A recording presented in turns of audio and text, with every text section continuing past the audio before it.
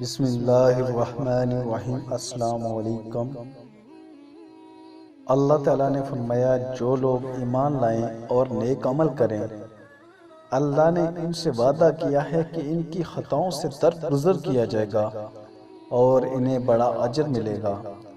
اور اے پیغمبر صلی اللہ علیہ وسلم، جو لوگ اس کتاب پر ایمان لے آئے اور اس کے مطابق اپنے عمل درست کر لیں، انہیں خوشخبری دے دو کہ ان کے لیے ایسے باغات ہیں جن کے نیچے سے نہریں بہتی ہوں گی۔ ان باغوں کے پھل صورت میں دنیا کے پھلوں سے ملتے جلتے ہوں گے۔ جب کوئی پھل انہیں کھانے کو دیا جائے گا تو وہ کہیں گے کہ ایسے ہی پھل اس سے پہلے دنیا میں ہم کو دیے جاتے تھے۔ ان کے لیے وہاں پاکیزہ بیویاں ہوں گی اور وہ وہاں خوش رہیں گے، ہمیشہ رہیں گے۔ اور جو نیک عمل کرے گا، ہوا مرد ہو یا عورت، بشرط یہ کہ ہو وہ مومن، تو ایسے ہی لوگ جنت میں داخل ہوں گے اور ان کی ذرہ برابر حق تلفی نہ ہونے پائے گی۔